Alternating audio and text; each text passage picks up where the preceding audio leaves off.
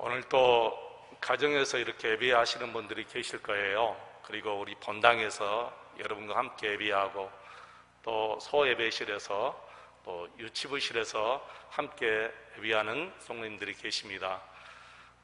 정말 늘 감사하고 반갑고 주의 은혜가 여러분께 함께 하시기를 주의 이름으로 간절히 축원합니다.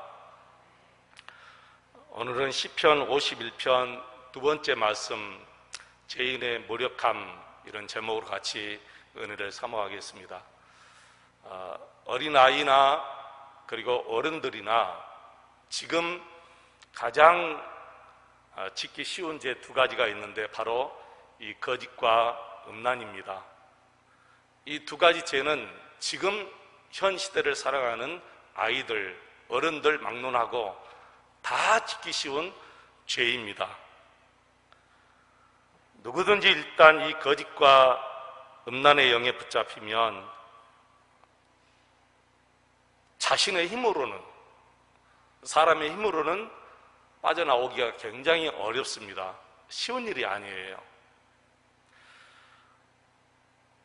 제가 예전에 이 말씀을 드린 적이 있는 것 같습니다.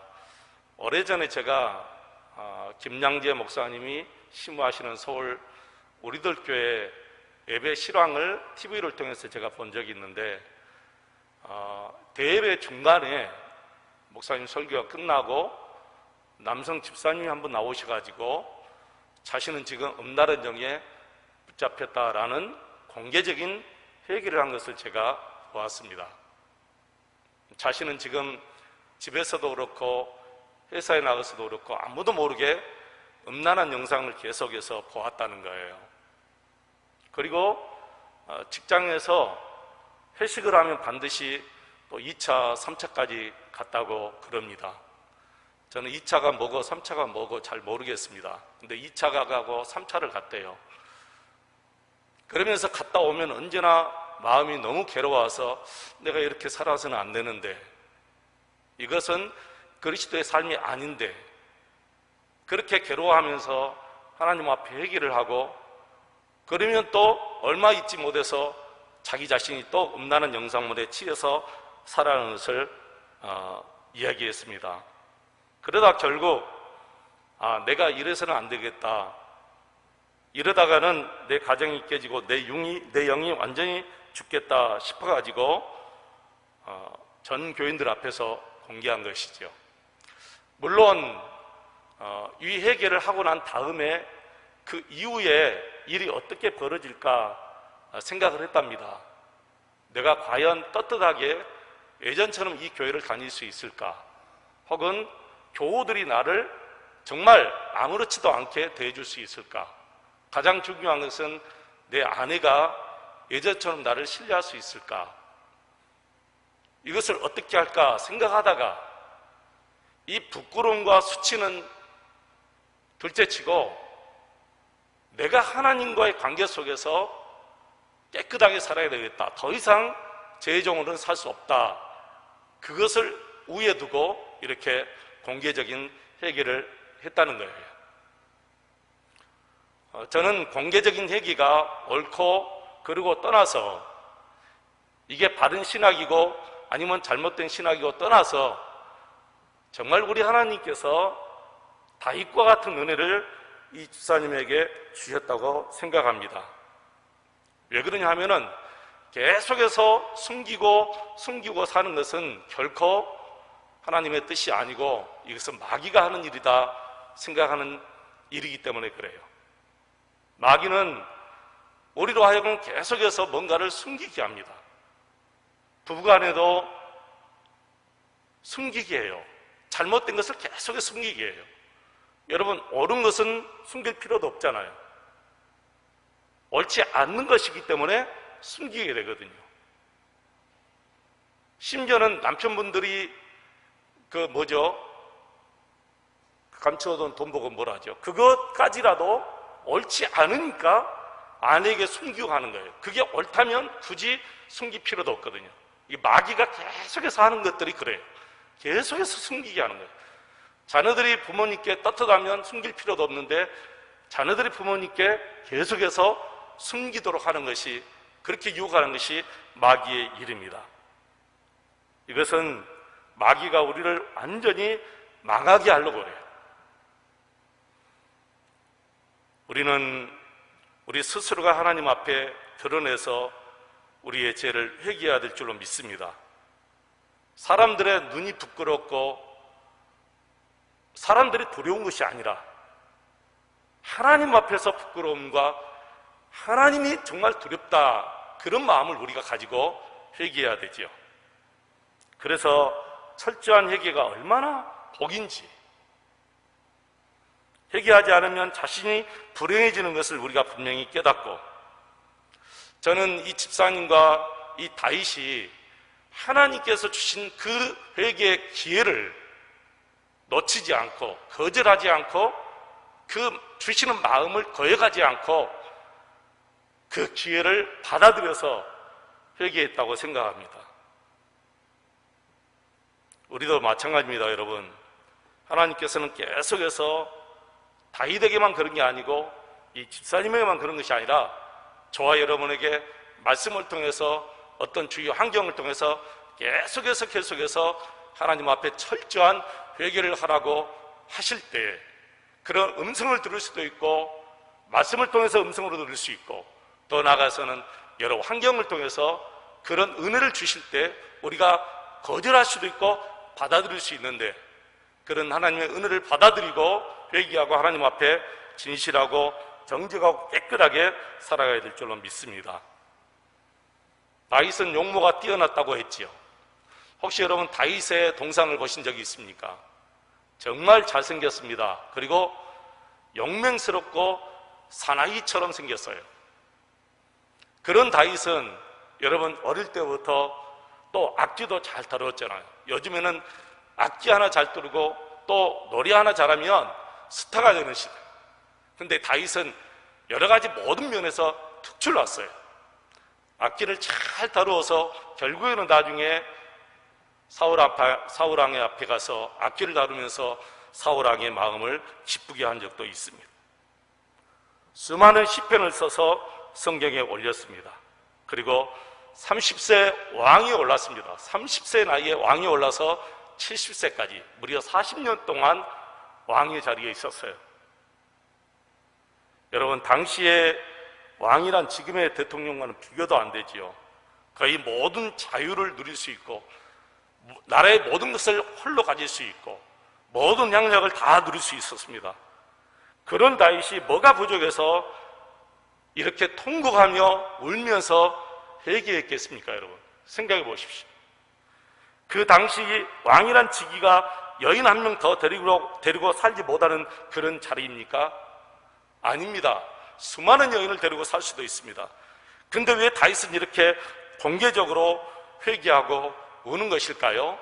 바로 하나님과의 관계가 끊어짐으로 말미암아 자기 마음속에 평안과 기쁨과 모든 것이 다 사라졌기 때문에 그것을 회복하기 원해서, 하나님과의 관계를 회복하기 원해서 그런 거예요. 다윗이 자기 입으로 이렇게 말하지 않습니까? 12절 보면 주의 구원의 즐거움을 내게 회복시켜 주시고, 구원의 즐거움을 회복시켜 주시고, 죄를 짓고 나니까 마음의 평안과 이 구원의 기쁨이 다 사라져 버린 거지. 여러분, 저는 이것이 그리스도인의 마음이라고 생각해요. 성령님이 계신 증거라고 생각합니다. 죄를 짓고 괴로워하지 않는다는 것은, 죄를 지으면서도 평안하다는 것은 결코 이것은 하나님의 자녀의 마음이 아닙니다. 우리 마음속에 진정 성령님이 계시면 죄를 짓고 나서 이렇게 괴로워야 되는 것이 마땅하죠. 왜 그럴까요? 성령님이 탄식하기 때문에 그런 것이죠. 그래서 하나님과 관계를 회복하고 싶어서 다윗은 이제 모든 것을 다 버리고 살았다는 거예요. 굉장히 놀라운 말씀입니다. 여러분이 가지고 있는 모든 것이 하나님과 관계보다 더 귀합니까, 여러분? 한번 생각해 보십시오. 그리고 답을 이 시간 솔직히 한번 내려보시기 바랍니다. 내가 가지고 있는 모든 소유보다 하나님과의 관계가 더 좋은가? 여기에서 여러분 대답하셔야 돼요. 예 하시든지 아니면 아직은 내 믿음은 아직도 하나님보다 내가 가지고 사는 소유가 더 좋다, 이렇게 우리가 답을 둘 중에 하나를 내리셔야 됩니다. 이것도 저것도 없습니다. 중간은 없습니다. 반드시 둘 중에 하나예요. 나는 저와 여러분이 우리가 지금 소유하고 누리고 사는 것보다 하나님과 사귀는데 더 집중하고 그게 더 중요한 사실을 믿고 하나님과의 관계가 가장 중요합니다, 이렇게 정직하게 답을 내리시기를 축원합니다. 세상의 쾌락은 한순간입니다. 그러나 그 대가는 우리가 상상할 수 없을 만큼 큰 대가를 지불할 수가 있습니다. 그걸 아는 다윗이기에 이토록 하나님께 부르짖지요. 9절, 10절, 11절, 12절 같이 한번 읽어보실까요? 9절부터 12절까지 한번 읽겠습니다. 주의 얼굴을 내 죄에서 돌이키시고 내 모든 지약을 지워 주소서. 하나님이여 내 속에 정한 마음을 창조하시고 내 안에 정직한 영을 새롭게 하여 하소서. 나를 주 앞에서 쫓아내지 마시며 주의 성령을 내게서 거두지 마소서. 주의 구원의 즐거움을 내게 회복시켜 주시고 자원하는 심령을 주사 나를 붙드소서. 사람이 반복적으로 계속해서 죄를 짓다 보면 나중에는 회개할 힘도 없어져요. 회개할 수 있는 기회도 사라져 버릴 때가 분명히 있습니다. 심지어는 하나님께서 더 이상 나를 용서하지 않을 거야, 이렇게 생각하면 정말 마귀의 역사입니다. 우리 하나님은 절대로 나 이제 더 이상 너 용서하지 않아, 이런 말씀은 하지 않습니다. 이것은 하나님의 음성이 아니고 마귀의 음성입니다. 저는 지금까지 수없이 얘기를 많이 했습니다. 얼마나 많은 얘기를 하고 살았겠습니까? 그때마다 주님께서는 내가 너를 용서한다, 내가 너를 용서한다 라는 말씀이었어요. 살아오면서 수많은 얘기를 했지만 한 번도 우리 예수님은 이제 나는 더 이상 너 용서할 수 없어, 이렇게 말한 적은 한 번도 없습니다. 언제나 한결같이 돈도 바꿔지지 않고 따뜻하게 나는 그래도 너 용서해, 나 그래도 너 사랑해, 이렇게 주님은 말씀하셨어요.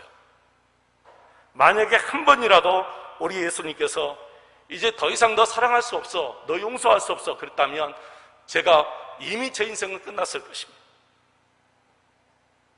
그러나 우리 하나님께서는 우리가 회개하기도 전에 이미 우리를 품으실 준비를 하고 계신 것입니다.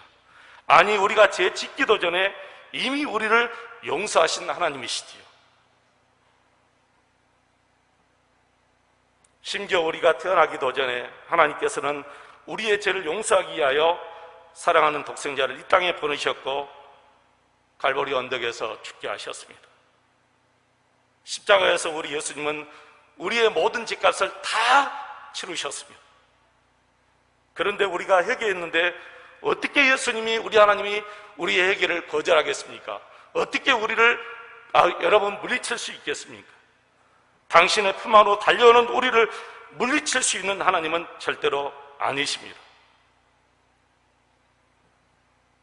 마태복음 18장에 보시면 베드로가 모든 사람을 사랑하라, 너에게 죄 지은 사람도 사랑하라, 용서하라 하시는 예수님의 말씀을 듣고 베드로가 예수님께 이렇게 질문합니다. 예수님, 그러면 7번 용서하면 좋겠습니까? 예수님이 뭘 하셨습니까?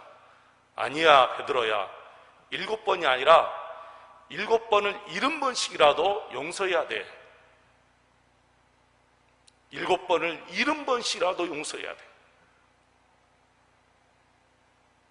여러분 어떠세요? 이렇게 용서하고 살아갈 자신 있습니까?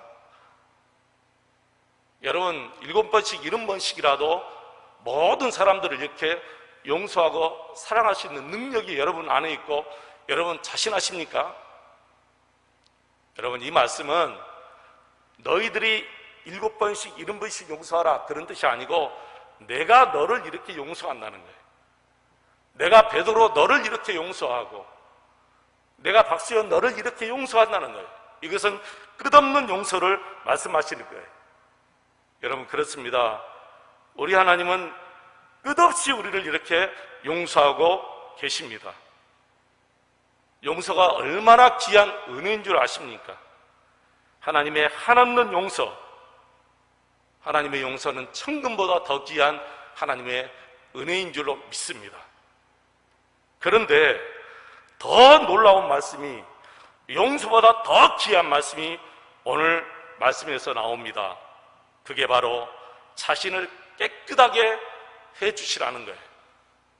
자신의 모든 죄악을 깨끗하게 지워주시라는 거예요. 1절과 2절 말씀, 7절과 9절 말씀에도 계속해서 있습니다. 1절에도 있고 2절에도 있고 7절에도 있고 9절에도 있고 계속해서 뭐라고 말씀하셔요? 나를 씻어주소서, 나를 깨끗하게 제해 주십시오, 나의 모든 죄악을 깨끗하게 없애주십시오. 여러분, 다윗이 이런 기도를 할 수 있는 자격이나 있습니까? 용서해 준 것도 감사할 일이죠. 저는 솔직히 이 말씀을 보면서 내 죄를 용서해 준 것만이라도 감지덕지하고 살겠다, 그런 생각을 해요. 그런데 다윗은 용서 거기에서 머물지 않고 자신의 죄를 깨끗하게 지워달라는 거예요. 어떻게 다윗이 이런 기도를 할 수 있을까요? 이것은 정말 다윗이 사람 앞에 기도하는 것이 아니고 다윗 자신이 믿는 그 하나님, 우리가 믿는 하나님이 아니라 다윗이 믿는 하나님은 분명히 더 다를 거예요. 사람마다 자신 믿는 하나님이 다 달라요. 하나님은 똑같은 분이지만 내 생각이 다르고 내 느낌이 다르고 내 믿음이 다르기 때문에 제가 이렇게 표현하는 거예요. 하나님이 다르신 분이 아니고 하나님의 은혜가 다른 것이 아니라 내가 믿는 만큼 하나님의 은혜가 내게 쏟아지기 때문에 분명히 내가 믿는 그 하나님과 다윗이 믿는 하나님이 다르다는 거죠. 여러분, 한 번이라도 이런 생각해 보셨습니까? 하나님, 나를 용서해 주시되 내 모든 죄까지 다 싸그리 깨끗하게 없애 주십시오. 이것은 교리적으로 믿는 믿음이 아니에요. 삶 속에서 진정 죄를 회개하면서 하나님이 주시는 그 마음으로 내 죄를 깨끗하게 없애달라는 거예요. 완전하게 없애주라는 거예요. 어떻게 여러분 사람이 이렇게 사람의 죄를 완전하게 할 수 있겠어요? 하나님만이 우리의 죄를 완전하게 깨끗하게 지울 수가 있지요. 그런데 놀라웠게 이 말씀이 이루어집니다.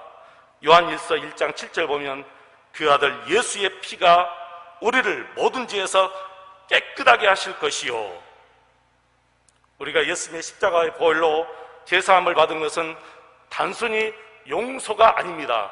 그 용서를 뛰어넘어서 우리의 모든 죄를 깨끗하게 완전히 없애주는 것이 예수 그리스도의 십자가의 보혈의 능력이요 은혜입니다. 세상에는 이런 은혜가 없습니다. 세상 재판에는 이런 재판이 없어요, 여러분. 어떤 대통령의 측근이 큰 죄를 지고 감옥에 들어갔어요. 그러면 그 사람의 재판 기록에 그 사람 그 인생에 그게 딱 기록이 돼버려요. 빨간 글씨로 다 기록이 돼요. 당신은 무슨 죄를 지었다. 대통령이 그 사람을 사면했어요. 사면해도 원본은 다 남아요. 이게 세상 재판이에요, 여러분. 여러분이 큰 죄를 짓고 감옥에 들어갔어요. 근데 대통령이 저분은 가정이 너무 어려워서 정말 피치 못해서 너무너무 어떨 수 없어서 그런 죄를 지을 수밖에 없는데 어떻게 하나.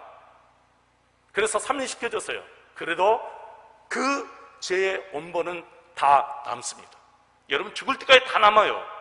그러나 우리 하나님의 용서는, 우리 하나님의 사랑은 원문까지 다 없애버린 거예요. 아주 깨끗하게 먼지털만큼도 없이 깨끗하게 다 지워버린 거예요. 이것이 우리 하나님의 사랑이고 예수 그리스도의 능력이고 하나님의 은혜인 줄로 믿습니다. 그래서 이것이 우리를 어떻게 합니까? 정말 감동시키고 이것 때문에 우리가 춤을 추며 하나님을 찬양할 수가 있는 것이죠. 이 은혜를 다윗이 알기 때문에 이 은혜를 이렇게 눈물을 흘려 간구하는 것입니다. 저는 이것이 다윗에게서 나온 것이 아니라고 생각해요. 어떻게 다윗의 마음에서 이런 은혜가 나올 수 있겠습니까? 하나님이 다윗에게 이런 은혜를 주시기 때문에 그런 거죠. 죄인들에게는 힘이 없어요. 죄인들은 지혜가 없습니다. 그래서 죄인은 무력한 거예요. 무력이라는 것은 물론 한자 그대로 하면은 능력이 없다고 힘이 없다는 뜻인데, 죄인은 할 수 있는 것이 아무것도 없어요. 자기 자신을 구할 수 있는 힘이 없어요. 그 죄를 씻어낼 수 있는 능력이 없어요. 죄인들의 마음에 스스로 평안을 찾을 수 있는 능력이 없습니다. 죄인들에게는 행복을 찾을 수 있는 능력이 없습니다. 그래서 죄인은 무력한 거예요. 그런데 우리 하나님께서 이 모든 것을 다 회복시켜 주시는 거예요. 이것이 진정 하나님의 은혜인 줄로 믿습니다. 다윗은 하나님의 마음에 합한 자였다, 이렇게 성경은 얘기하는데, 저는 이것 때문에 하나님께서 다윗 너는 내 마음에 합한 자다, 이렇게 말씀하셨지 않을까, 혼자 그렇게 생각해요. 이런 마음이 다윗에게 주어지기 때문에 너는 내 마음에 합한 자다, 내 마음에 합한 자다, 이 말은 하나님과 이런 소통이 가능하다는 거예요. 하나님의 마음이 내 마음이고 내 마음이 하나님의 마음일 정도로 이렇게 소통이 강하다는 거예요. 그래서 너는 내 마음에 합한 자다, 이렇게 하나님이 말씀하신 거지. 요한일서 1장 9절에 분명히 이렇게 말씀하셔요. 만일 우리가 우리 죄를 자백하면 그는 미쁘시고 의로우사 우리 죄를 사하시며 우리를 모든 불의에서 깨끗하게 하실 것이요. 아직 깨끗하게 해버렸습니다, 여러분. 할렐루야. 여러분, 수묵화가 아시죠? 수묵화가 문순 집사님이 그린 그림이 있는데, 그 그림 중에 굉장히 충격적인 그림이 하나 있어요. 한번 보여주세요.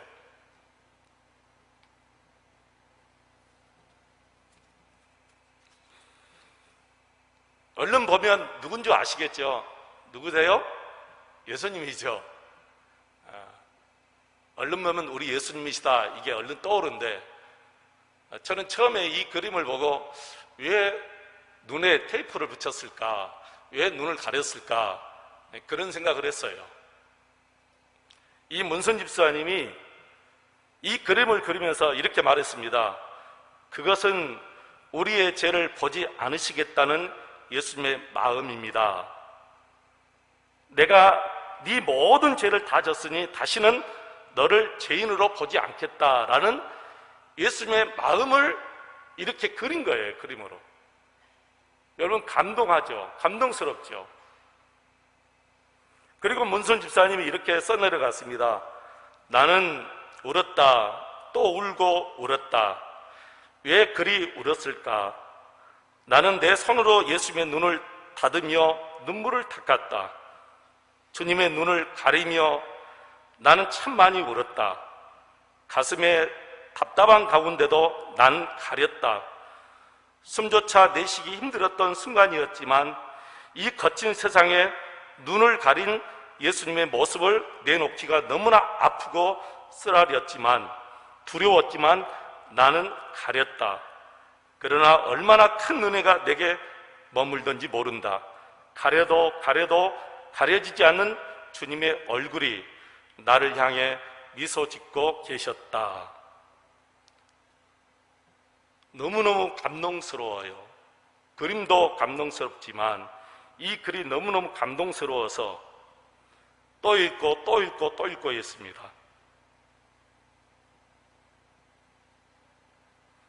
우리가 죄를 회개하고서도 큰 감동이 없는 이유가 하나 있어요. 그것은 늘 회개하면서 죄를 생각하면서 회개하기 때문에 그래요. 여러분, 죄를 보면서 회개하는 것이 아니라 나의 죄를 깨끗하게 없애주시는 예수님을 바라보고 회개를 하면 회개에 감동이 있고 오래 갑니다. 우리가 왜 자꾸 회개하고 또 넘어지고 또 지은 죄 때문에 또 넘어지고 그렇습니까? 죄를 보고 회개하기 때문에 그러는 거예요. 예수님을 바라보고 회개하시기를 바랍니다. 다시는 너의 죄를 보지 않겠다 하시는 예수님의 마음, 다시는 너를 죄인이라고 부르지 않겠다 하시는 예수님을 보고 회개하면 예수님의 은혜가 임하고 예수님이 직접 내 마음에 임하시는 것을 알 수 있어요. 근데 자꾸만 내가 지은 죄를 보고 회개하고 내 지은 죄를 생각하면서 회개하기 때문에 결국에는 또다시 죄의 길로 걸어가는 내 모습을 볼 수가 있습니다. 우리가 주목할 것은 죄가 아닙니다. 예수님이죠. 죄를 가볍게 여기라 그런 말씀이 아닙니다. 내 모든 죄를 깨끗하게 지워버리시는 그 예수님을 보시라는 거예요. 그때 진짜 예수님이 내 마음에 계신 것을 느낄 수가 있어요.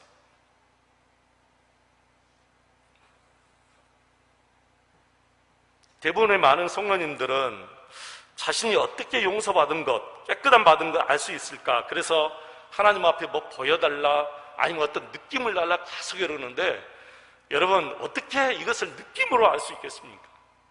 내게 죄가 용서받았어. 내 죄가 깨끗한 받았어. 나는 이제 더 이상 죄인이 아니고 의인이야. 이걸 어떻게 느낌으로 알 수 있느냐고요. 느낌보다 더 중요한 것은 하나님이 이렇게 말씀하셨다는 것이 가장 중요한 거예요. 말씀이 이렇게 선언했다는 것이 가장 중요한 거예요, 여러분. 여러분은 정말 모든 죄에서 용서받았고 깨끗함 받았는지 무엇을 통해서 알 수 있습니까? 무엇을 통해서 확신하십니까? 결국에는 하나님의 말씀 아니겠습니까? 하나님의 말씀이 이렇게 말씀하셨기 때문에 우리가 믿고 구원의 확신함을 가지고 날마다 마음의 평안과 이 구원의 기쁨을 누리고 살아야 될 줄로 믿습니다. 사랑하는 여러분, 이제 저와 여러분 그리고 우리 자녀들이 이 거짓과 음란의 영에 사로잡히지 않도록 눈물의 기도를 드려야 될 줄로 믿습니다. 다윗도 넘어졌는데 우리라고 예외가 될 것 같습니까? 아니죠. 누구라도 이 거짓과 음란의 영에 다 넘어질 수가 있다라는 것을 우리에게 보여주시는 거예요. 저는 사실 우리 시대보다 우리 아이들을 생각하면 더 마음이 아파요. 거짓을 밥 먹듯이, 거짓을 떡 먹듯이 이렇게 하고 사는 세상이고, 이제는 이 음란을 부끄러움이 아니다고 생각해요. 이미 우리나라도 가통죄는 죄가 아니다고 다 넘어가 버렸잖아요. 여러분, 동성애, 트랜스젠더, 이게 자랑할 것이 아니잖아요. 이게 어떻게 축제가 되겠습니까? 그런데 이걸 축제로 승화시켜요. 축제. 이렇게 성에 대해서 전혀 부끄러움이 없는 시대를 우리가 살아가는 거예요. 우리는 그래도 다 살았기 때문에 누가 이걸 인정하겠습니까? 어제 어떤 장로님은 단독방에 그랬어요. 1도도 생각하지 않고서 이것은 정말 뭐 수천만 원의 금을 줘도 동생이 하라면 여러분 하겠어요? 안 하고서 우리는 이게 정말 징그러워서 못하죠. 근데 지금 시대는 안 그래요. 성에 대해서 부끄러움이 없는 시대가 되어버린 거예요. 부끄러움이 없다는 것은 아주 심각한 죄입니다, 여러분. 그런 시대를 살아가는 우리 자녀들이에요, 여러분. 이 순수하고 이 깨끗한 자녀들이 거짓을 떠먹듯이 하고 사는 세상, 성에 대해서 부끄러움 없는 세상을 살아갈 때 어떻게 가슴이 막막해요. 너무너무 가슴이 아파요. 어떻게 살까, 이 아이들이? 어떻게 이것을 감당하고 이기며 살아갈 수 있을까? 도대체 우리가 이 아이들을 위해서 무엇을 해줄 수 있을까? 아무것도 없어요. 단 하나밖에 없어요. 기도밖에 없어요. 기도가 힘이구나. 정말 기도해야 되겠구나. 계속해서 기도하라, 기도하라 라는 주의 음성을 듣습니다. 기도가 힘이다. 지금 너희들 할 수 있는 것이 무엇이냐? 너무 무력해요. 죄인들로서 너무너무 무력해요. 코로나19를 향해서 무엇을 할 수 있습니까, 여러분? 국가를 위해서 여러분 무엇을 할 수 있으며, 우리 아이들을 위해서 무엇을 할 수 있습니까? 그때 주님께서 내 마음에 주시는 것은 기도밖에 없다. 기도해라. 기도가 능력이고 기도가 힘이다. 이제는 그냥 순서적으로 하는 기도가 아닙니다. 나를 위해서, 교회를 위해서, 또 우리 자녀들 위해서 하는 이런 순서적인 기도가 아니라, 그냥 지나가는 기도가 아니라, 여러분, 지나가는 비는 땅을 적실 수 없어요. 정말 계속해서 하늘에서 펑펑 쏟아지는 그런 비만이 굳은 땅을 적실 수가 있듯이 우리 아이들의 마음속에 어떤 기도가 들어갈 수 있을까? 눈물의 기도밖에 없습니다. 우리 주일학교 선생님들, 그리고 우리 어린아이들 둔 우리 부모님들, 이제는 눈물의 기도해야 돼요. 이제는 엄마의 눈물만이 아니라 아버지의 눈물이 있어야 돼요. 우리 한국 교회는 이상하게 어머니께 다 맡겨버려요. 그래서 보면은 어머니의 기도가 모든 교회 어머니 기도에는 있는데 아버지 기도에는 없어요. 왜 다 모든 것을 어머니께 떠넘기죠? 이제는 어머니의 눈물의 기도가 아니라 아버지의 눈물의 기도가 분명히 있어야 될 줄로 믿습니다. 여러분, 어디서든 내 안에 계시는 예수님을 바라보고 집에서도 가정에서도 차에서도 여러분 어디에서든지 우리 예수님의 이름으로 예수님의 보혈의 능력을 바라보고 기도하시기를 축원합니다. 반드시 그 기도에 열매가 있을 줄로 믿습니다. 우리나라 현실을 바라보면서 너무 무력한 우리 자신을 보지 않습니까? 너무 무력해요. 아무 힘이 없어요. 자녀들 앞에서도 아무런 힘이 없습니다. 부모의 힘이라는 것은 이게 갈수록 없어질 것 같아요. 예전에는 부모의 무작인 권위로 아이들을 키워낼 수 있지만 지금은 절대로 부모의 권위 가지고 아이들을 키워낼 수가 없는 거예요. 이제는 무릎 꿇고 하나님 앞에 진심으로 눈물을 흘려 기도할 때 우리 아이들이 올바른 길로 믿음으로 살아갈 줄로 믿습니다.